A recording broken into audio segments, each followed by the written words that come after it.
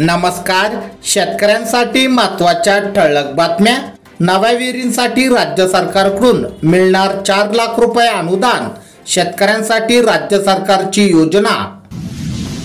लातूर जिल्ह्यात केवळ 29% उपयुक्त पाणी साठा. स्थानिक स्वराज्य संस्थांच्या निवडणुकीचा मार्ग मोकळा. ओबीसी आरक्षणासह नव्या प्रभाग रचनेला सर्वोच्च न्यायालयाची मंजुरी. सततच्या पावसाने सोयाबीनचे पीक धोक्यात. वाशिम जिल्ह्यातील स्थिती. सातारा जिल्ह्यात बांबूची 1100 हेक्टरवर लागवड. अहिल्यानगरमध्ये खरीप पीक विम्याला प्रतिसाद कमीच. भंडारा जिल्ह्यात 4 कृषी सेवा केंद्राचे परवाने निलंबित. नाफेडच्या कांदा खरेदीतील घोटाळेबाजांवर कारवाई करा, मुख्यमंत्र्यांकडे मागणी. देशामध्ये यंदा सोयाबीन क्षेत्रात 5 ते 7% घट. महाराष्ट्र कर्नाटकात ऊस क्षेत्रात वाढ. कर्जमाफीचे आश्वासन पूर्ण करणार, मुख्यमंत्री देवेंद्र फडणवीस यांची घोषणा. राज्यातील 225 तालुक्यात कमी पाऊस. मंत्रिपद गेले तरी धनंजय मुंडेंचा सरकारी बंगल्यावर ताबा. भुजबळांना मिळेना बंगला. सातारा जिल्ह्यात खरीप पेरणी अंतिम टप्प्यात. सांगलीत स्वयंचलित हवामान केंद्रासाठी 696 गावात चाचपणी.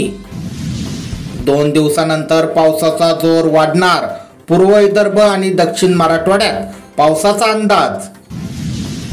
जनतेला उत्तम प्रशासनाचा प्रत्यय यावा यासाठी लवकरच धोरणात्मक बदल, मुख्यमंत्री देवेंद्र फडणवीस.